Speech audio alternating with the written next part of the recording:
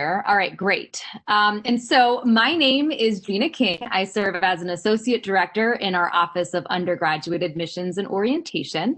And we welcome you to Transfer Fest Night 1, where we have some of our research opportunities and prestigious programs for transfer students to make sure that you begin with the end in mind, which is something that we like to say at UMBC, knowing that you bring a wealth of knowledge and experience to this campus if you choose to be a retriever. And when you do, we want to make sure that you're taking all that you're bringing and catapulting you into that next step, into your goals, into your dreams. And so tonight, for a little bit, we'll discuss some of that and hang out for questions and answers for you all to be able to get started. So, Rihanna, I'm going to go ahead and pass the presentation to you. So if you do have anything you'd like to share with us, feel free to go ahead and do that. Just give me one moment because you are all the way down on my list.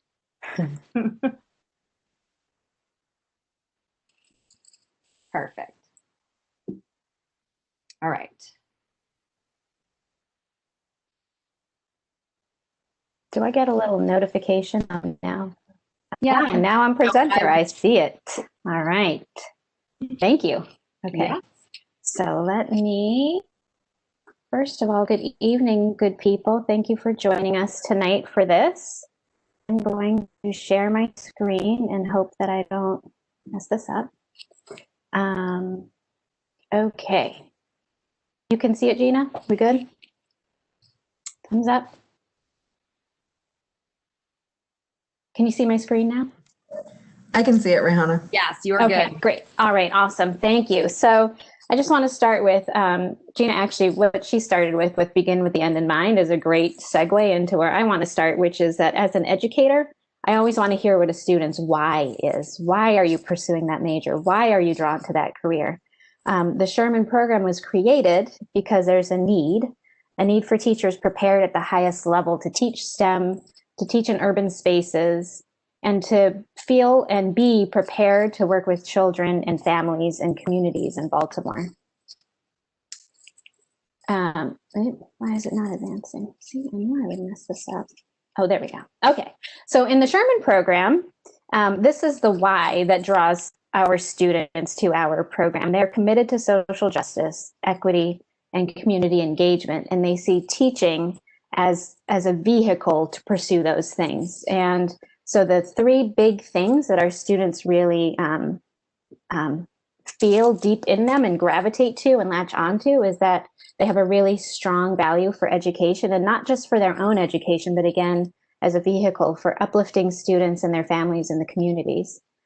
They believe in the potential of all students. They're open-minded and reflective in their own mindset and practice, and therefore in the belief that all students have the ability to do, to reach the highest potentials with the right support and the right encouragement. And so they have high expectations, they give a lot of support, and they really they hold up a mirror to kids so that the students can see what the teachers view as their potential.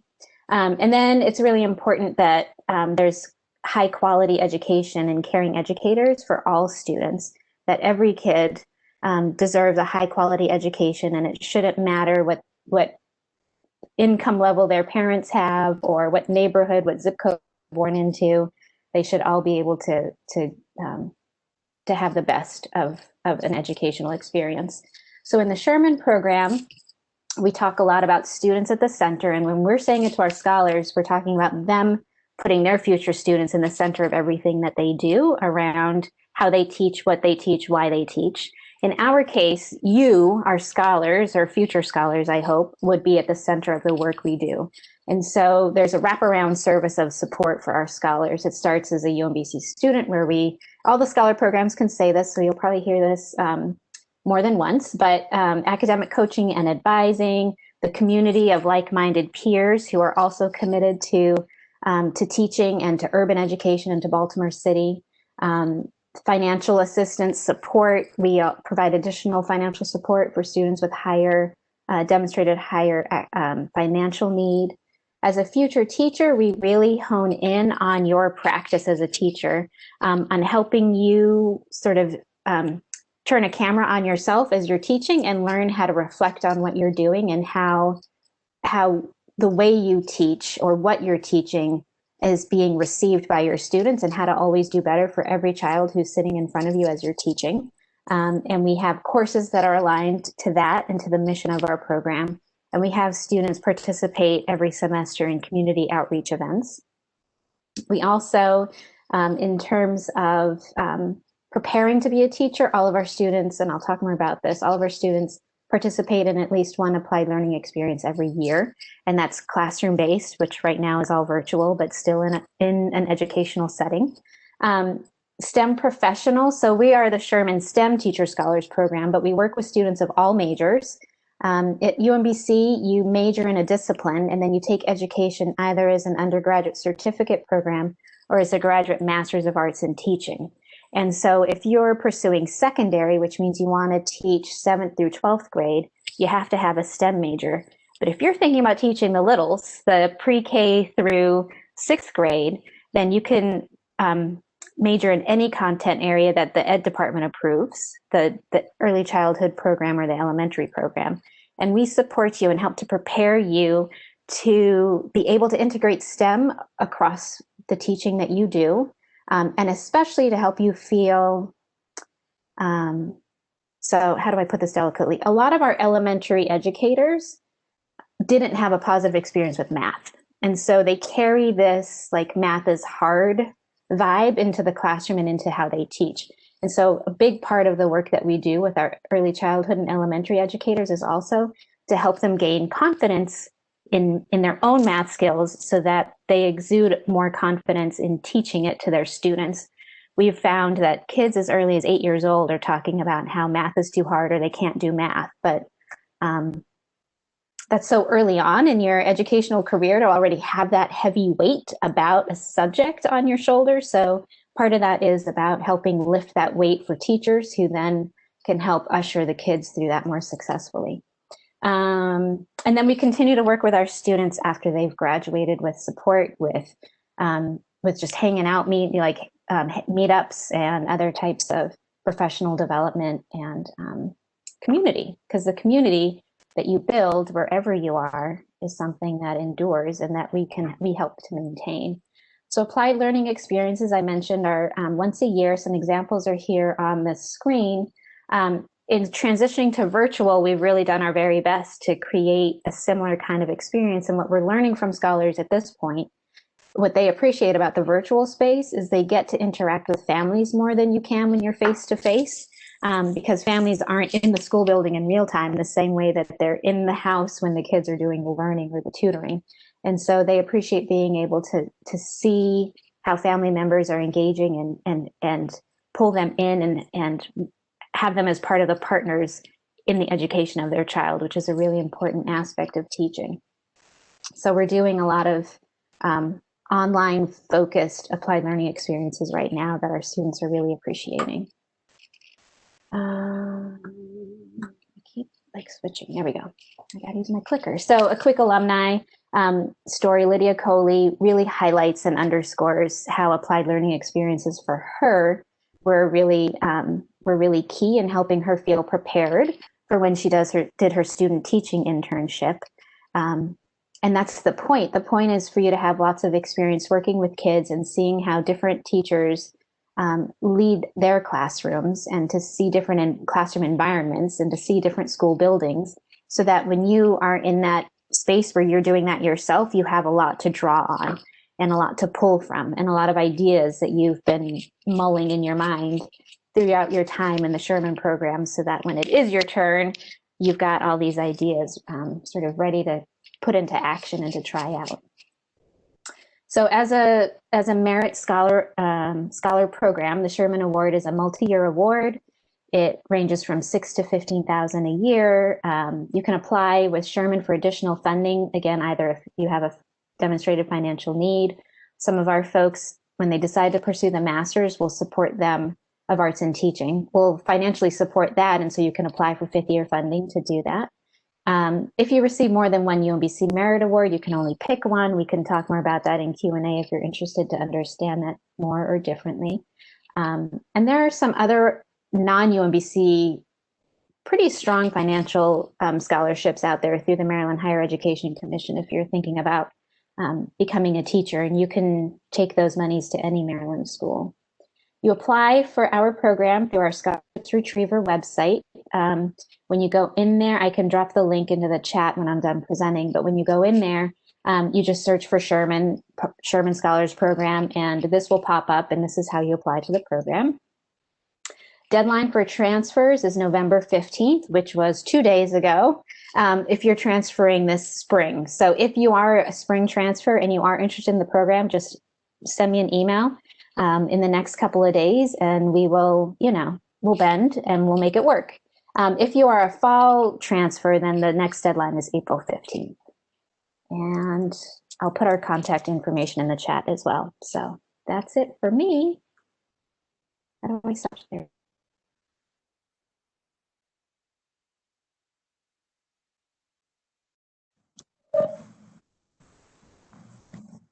All right. Are you able to pass the ball to me? I'm going to give that a try. I don't I should X as much as you can still do it, I right, think Gina? Gina did it. Yep, Okay. I took care of it. Great. You guys are good.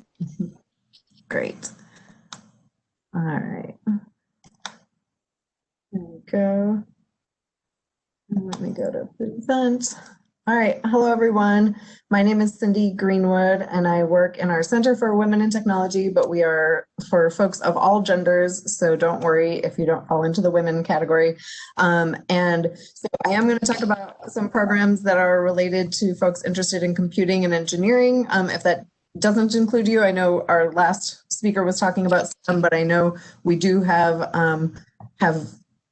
the next speaker will be talking to people of all majors. So if this isn't you, don't despair. But so I'm going to talk about 2 different scholars programs in our office that are open to transfer students, both the T-Site, which stands for Transfer Scholars in IT and Engineering, and the Cyber Scholars Program related to cybersecurity. So I'm going to talk about those 2 programs today. So like I said, we're part of the Center for Women in Technology. We go by CWIT, CWIT, and our community members are prepared and empowered to be change agents in creating technology workplaces that are diverse, equitable, and inclusive. So that's our big picture mission, and we do that through creating community, offering leadership experiences, and professional development opportunities for our students. So we're really focused on increasing and enabling success for all women and other underrepresented groups in the technology fields. So that's kind of our overarching mission of both of the programs I'm going to talk about today. So this collage is just a visual representation of our incoming scholars from this year. We don't have an in-person picture, of course, because of the times we're living in, but so you can see we have a diverse community, folks of all different genders and backgrounds who are part of our community. So T-Site and Cyber, like I said, are part of the larger CWIT community. And so we also have a program called the CWIT Scholars Program, but that is specifically for students who apply when they're in high school and join that program as incoming freshmen. So the 2 we're focusing on today for transfer students that accept transfer students are Cyber and T-Site. So we have around 120 students among the 3 programs this year. And so some of the things that we do as a community that regardless of which program you're in, we do a retreat in the summertime. We have monthly meetings for the entire big community. We have a first year experience course for our freshman students. We have something called the Cyber Practicum, where folks who work in the field of cybersecurity come and speak every Friday to our students. We offer lots of mentoring opportunities, faculty mentors, peer mentors, industry mentors, so that you have lots of folks to go to for advice about different parts of your college and professional experience. We have one-on-one meetings, so I manage directly the Cyber Scholars Program. I have colleagues who manage T-Site and CWIT Scholars, and we each meet with each of our scholars at least once a month individually for a lot of extra support. We have leadership opportunities in our community, and students do internships and research experiences, which I'll talk a little more about in a bit. So the T-Site Scholars Program is funded by the National Science Foundation. It's an STEM grant. It's in its 9th year currently. And this is fully for transfer students from Maryland community colleges. And like I said before, our mission is focused on underrepresented groups. And this is for folks majoring in computer science, computer engineering, information systems, or business technology administration. And the Cyber Scholars Program, we are funded primarily through the Northrop Grumman Foundation. So we have a corporate sponsor, but also through UMBC, and students don't have any obligation to work for Northrop Grumman if they participate with us.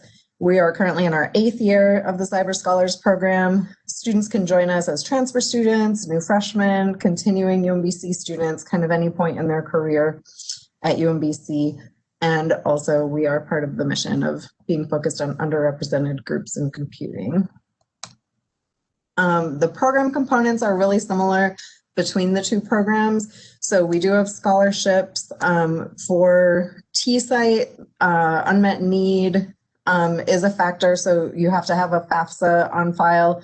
You have to file for financial aid, and your award could be up to $7,000 per year. The Cyber Scholars Program is not based on need, but only on merit, and is $5,000 or more per year. And yeah, you don't have to have the FAFSA on files necessarily. The community, so a lot of the things that I mentioned in the last slide, the one-on-one meetings, the different mentors, different events and activities, those are available to students in all of our programs.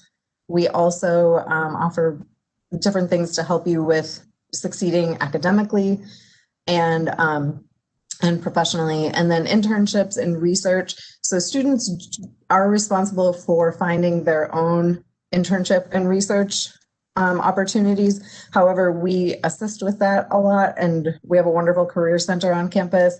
And so we partner with them a lot and refer students there. But we do also host our own professional development events within CWIT, where we bring in a lot of folks who work in the computing and engineering fields to a lot of our events. And some students do find their internship and research opportunities through those types of events. And like I mentioned previously, you'll get a variety of different mentors throughout your time in our programs. So for T-Site, so if you are thinking about applying to T-Site, you would be majoring in comp sci, computer engineering, information systems, or business technology administration, have at least a 3.0 GPA. You'd be transferring here in the spring, this upcoming semester, or fall, fall, that should be spring 2021 and fall 2021.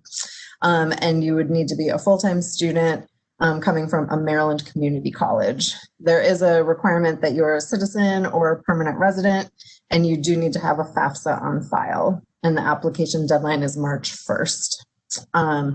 And Dr. Danielle Ireland manages that program, but you could also, there'll be a contact slide at the end. You can also reach out to me and I can always refer you as well. For the cyber application at UMBC, same majors minus the business technology administration. These are the 3 majors for cyber specifically because they have a cyber track or a cyber certificate that you would earn alongside your degree, and a 3.25 GPA, and you could be transferring in the spring or the fall and be a full-time student. We don't have a citizenship requirement, and you don't have to have the FAFSA on file to be considered. Oh, and sorry, I have the T-Site website here, but I can put our website link in the chat when I get done here. But our deadline is also March 1st. And we also have a program called our affiliates program. So even if you don't end up applying or being selected to one of our scholars programs, students who are not in the scholars programs are still welcome to sign up on our website and become what we call affiliates. And lots of our different events are available for affiliates to participate in as well. So you wouldn't be receiving a scholarship as an affiliate, but you can get involved in our community and take part in a lot of our activities. So that was a lot of information pretty quickly, but feel free to reach out. So again, I'm Cindy Greenwood here in the lower left of the contact information, but so feel free to reach out to me with any questions. And if you're interested in T-Site, I can always connect you with my colleague Danielle or you can contact her directly. But that is it for me.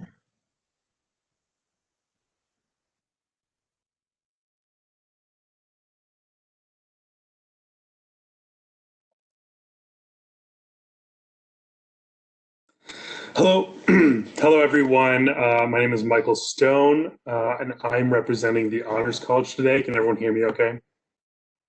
Okay, great. So let me share my presentation.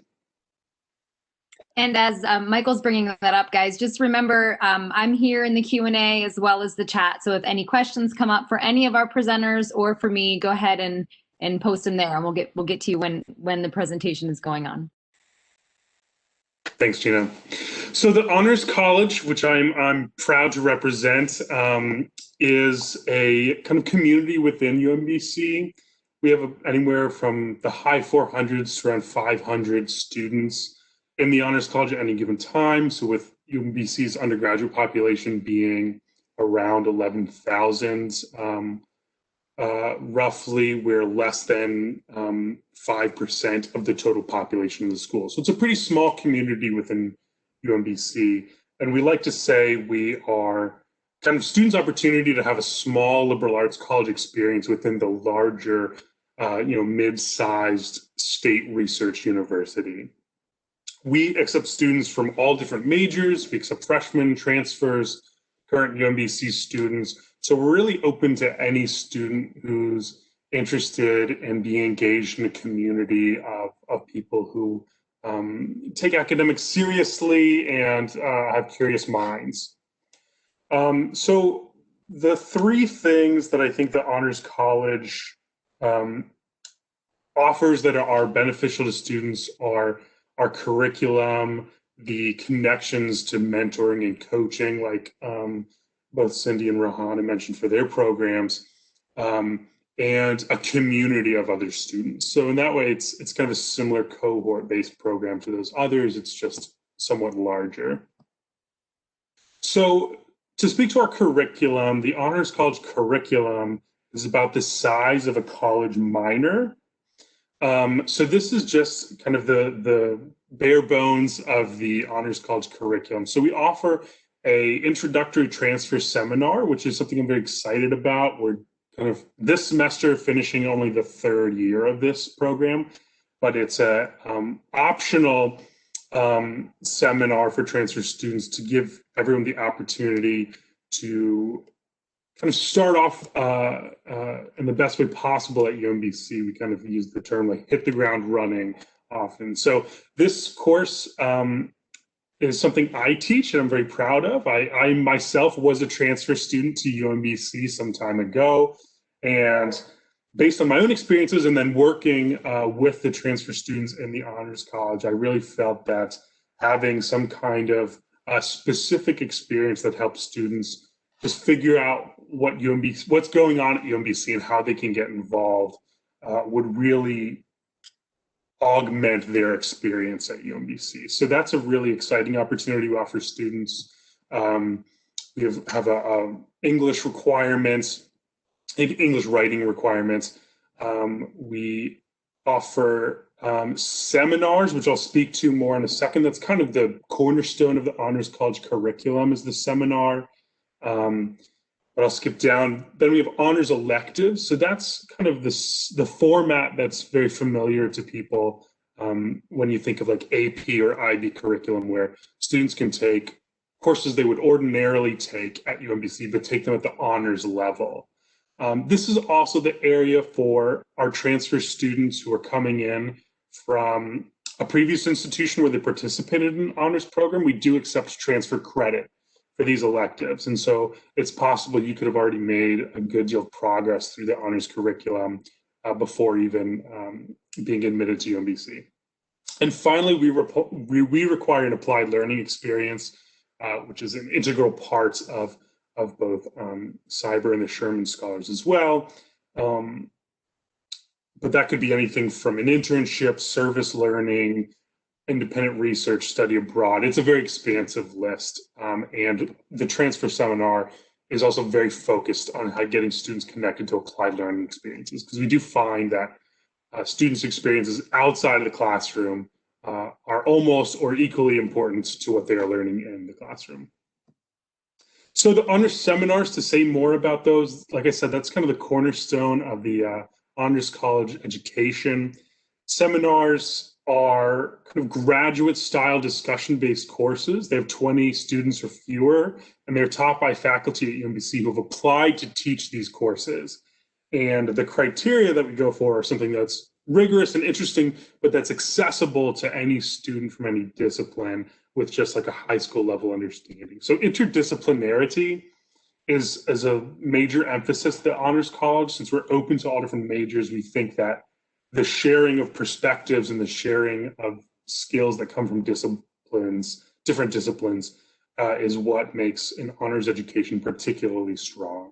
So here are some of the titles of seminars in recent history. So the art of paper folding design is taught by a computer scientist, but of course is taken by all sorts of students with all sorts of interests.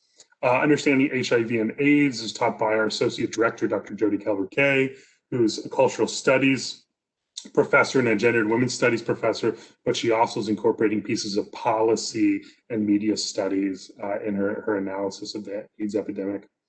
And yeah, you can see many of the other lists. And so we are constantly offering new and exciting seminars. And so that's a real selling point of the Honors College. Next, I would say the connections and coaching in the Honors College. So we offer personalized advising. So this is the staff of the Honors College. So there's myself and my coworkers when we were all still in the same place. But I advise our freshmen and transfer students. So our new students, I kind of help with the transition into UMBC. Dr. Oakes takes our second year students, and then Dr. K and Dr. Stacy advise our seniors, getting them ready for that next step. Again, like Gina was mentioning, thinking about the end at the beginning is definitely something we are cognizant of. And beyond the connection and coaching that students are receiving within the Honors College, again, through those seminars and those honors electives, students are making significant connections to faculty on campus as well. So being part of the Honors College is a great way to jumpstart your undergraduate career in research or as a teaching assistant, because you just have opportunities to have a kind of closer relationship with the faculty of your courses. And then the last thing I'll say about what the Honors College is a community. And I think this is the most underrated, maybe most important part.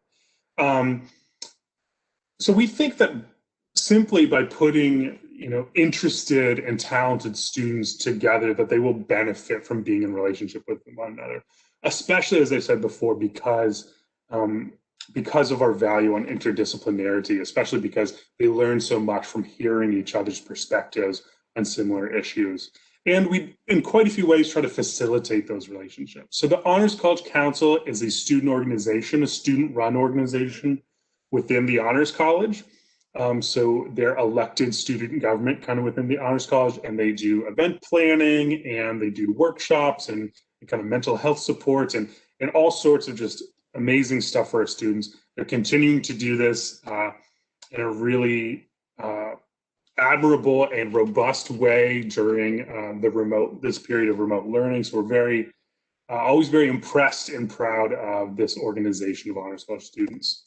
And we also do lots of other stuff for fun. So obviously these things are pre-COVID-19. We do days of service. We'll go to different cultural events in the DMV area. So the Renaissance Festival, we'll go to different plays and things like that. Right now, we're not doing those things. We certainly take caution very seriously, but we are doing some fun stuff. We've done some virtual trivia nights. Just last week, we did a virtual murder mystery party that was really popular with the students. I think they really loved it. And so we're doing all sorts of those things because we think that, kind of, again, the experience in community and the experience outside the classroom is really critical to being a successful student and a well-adjusted person. So that's, I'll kind of keep my stuff brief or truncated in a way. Happy to answer any questions. This is the contact information and the social media platforms for the Honors College. So please follow us to get more information, reach out to any of us. And also I'll put my own personal information in the chat. As I said, I was a transfer student to UMBC, so there's a very large part of my heart that is reserved for our transfer students. And I would love to hear from all of you. That's awesome. Thanks, Michael. So I actually do have, and then I can take over the presenter role after you stop sharing, but I do have some questions that came in that I do want to pose. So they're kind of around the differentiator of an honors college versus an honors program. So we have a student joining us who is part of an honors program at her community college, and she's trying to differentiate kind of what that difference would be, if any. And kind of leaning into that a little bit as well as what would be is this just like more work? Like, is just this like AP, right, in high school, or honors in high school sometimes equated to more homework or more assignments? So how does it feel academically in the classroom as a member of the Honors College as opposed to not? Sure. Yeah, I think that's a wonderful question. So I'll answer the first part first, so I remember it. We have great partnerships with a lot of our Maryland two-year schools and the honors programs there. We think they're fantastic. We, are always incredibly impressed with the students that come from those programs. What we offer that is kind of the next step of those programs, I think, is largely the seminars.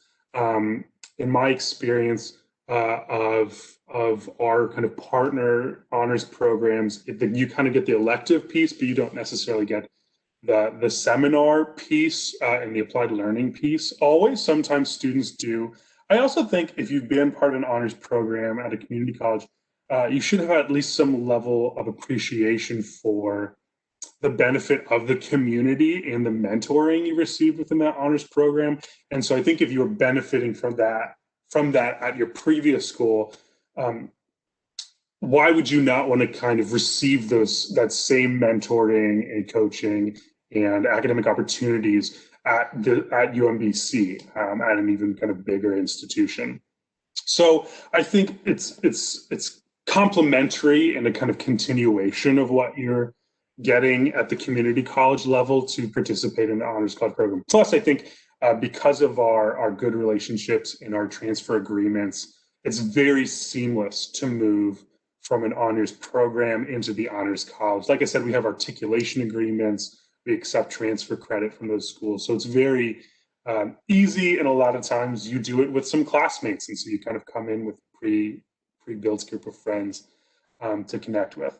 The second part, kind of what differentiates an honors college education from being, a UMBC student kind of writ large. I think a lot of the things are the same. I think UMBC's emphasis on undergraduate research is unparalleled, and the kind of mentoring and teaching and attention that undergraduates get from our faculty is really incredible. And I think it's just more of that good thing in the honors college. I think UMBC has great class sizes. I know back when I was choosing a college, that's why I chose UMBC, was because I wanted smaller class sizes, more access to faculty, and I absolutely got that. To be in the honors college, I would have just gotten more of that. Instead of being in a class of 40 students, being in a class of 20 students really makes a large difference in how much access you have to the professor and how well they get to know you. So I think that is one of the things that makes it different. I think the community really can't be undersold.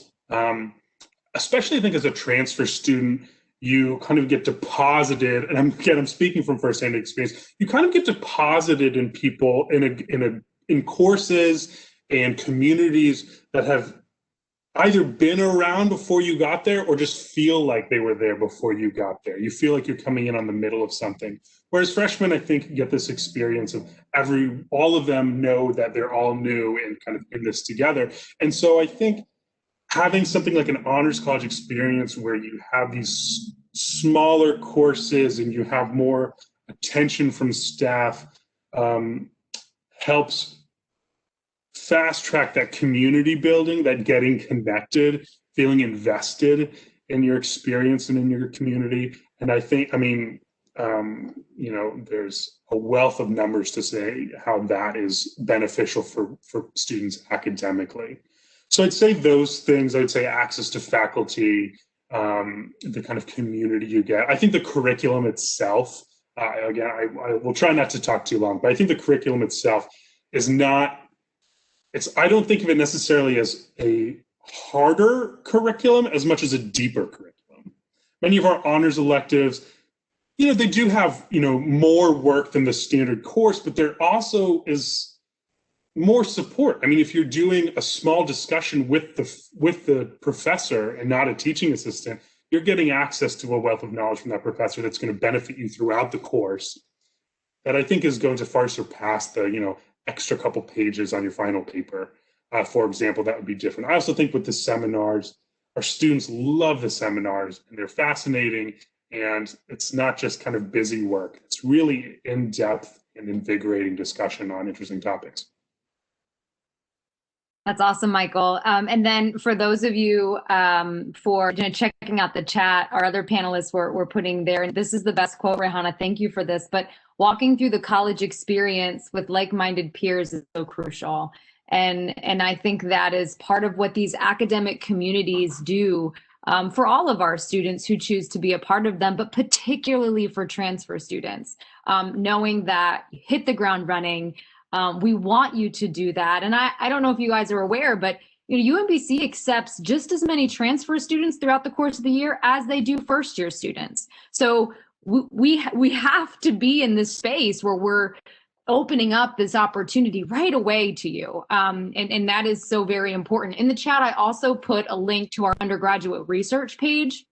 A cool part of that page, part of something that I just wanted to do really quickly, if you all could think about it while I explain it, but if you could maybe think, if you've worked with a transfer student that has engaged in some research at the undergraduate level, perhaps what kind of research that was and what type of feedback, just maybe one or two examples to really try to help students who are on the call understand what that might look like, what kind of level, when that might happen, would be really beneficial. But for those of you, I posted the undergraduate research website. You can go in and look at some profiles, and on some of the profiles of the student, they have a little TRS symbol on them, which indicates they're a transfer student. And so that's something that I think, again, coming in as a transfer student, you want to be aware of and you want to explore. What do folks who are coming from a like-minded experience, what have they done? So if any of you have an example that you could share, I would love to hear it, just to kind of bring that to life a little bit. Yeah, I can, because I have a student in mind who is currently working on some research with a faculty member on campus. Karina Lopez is a cyber scholar who's an information systems major, and she's working on a project with Dr. Fouad Hamidi, who received a National Science Foundation rapid response grant related to the COVID-19 pandemic.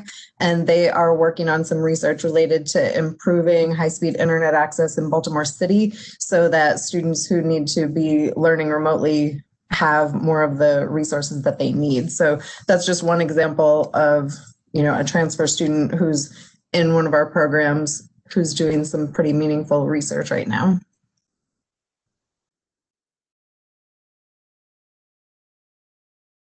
Rehana, do you want to go next? I'm going to let you have Lydia Coley if you want her. I was thinking of claiming her, but.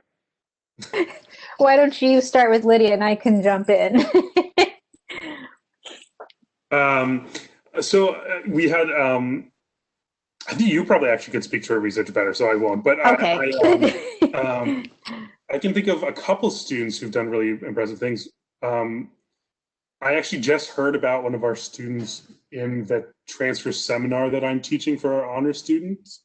They're in their first semester at UMBC, and they already have both a teaching assistantship and a role in an on-campus lab lined up for the spring.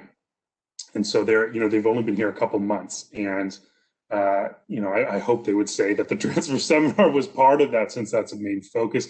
Actually, I can pretty confidently say, because they are the teaching assistant for the faculty member that I invited to come speak at the seminar. So I think that's how they met.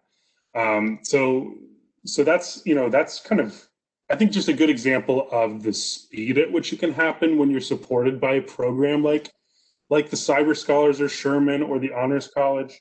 Another student that I would want to highlight is Emily Woodard, who is my teaching assistant in that course, but also was one of the only students I know who didn't have their research experience canceled last summer.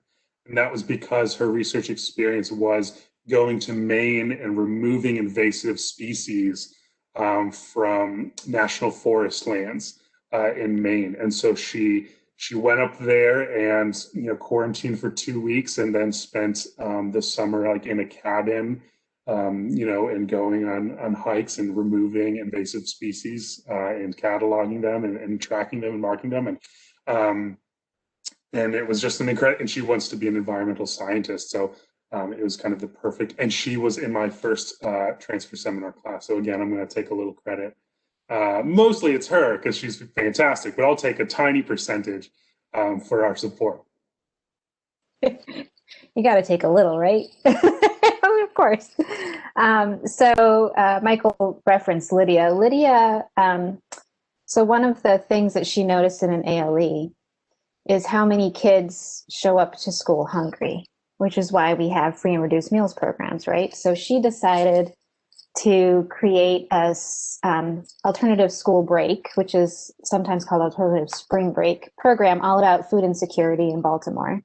And through that, she started working with a group in the Cherry Hill neighborhood of Baltimore City on food insecurity issues and on community gardening and that sort of thing. And through those, and did some research on that, and through that experience, built it into her capstone for her major. And so she went from seeing a real thing show up in the classroom to creating a program to educate others about it, to doing her entire capstone for her degree about it. So, the smallest inspiration or inkling that you come across as a student can really, with the right nurturing, and this was nurturing not just Sherman at all, it was Honors College, it was folks in her major, it was folks in student life who helped her create the alternative school program, alternative school break program. So it's all those pieces along the way that help you, could usher you into this really amazing final product that you can really be proud of at the end of your 4 years, in addition to the degree that you just earned. Another quick example is a student who, in one of her ALEs, saw the intersection of students who had learning disabilities and who were not native speakers of English. So it was this intersection of English language learners and students with learning disabilities. And so she did a small research project on how that shows up in classrooms and how can a dual language program classroom help those students more than maybe an immersion classroom or a bilingual classroom. That's great. Thank you all so much for, first of all, let me just say how amazing it is that I just threw that out there, and you all know your students, and we have such a strong community that you probably could have gone on for much longer. So I appreciate your brevity. And I also appreciate the time and the commitment you give to our students. And I think it's just a evidence of how UMBC is committed to not only teaching our students, but engaging them and involving them and calling them your colleagues. And I just want to say thank you for that. And thank you for responding in that way. There were no other questions that came in the chat. So for our attendees, I hope you wrote everyone's contact information down. As you can see, they are extremely accessible and approachable, and would love to hear from you if you do have things that you have questions about their respective departments and programs. So I'm going to go ahead and stop the recording now.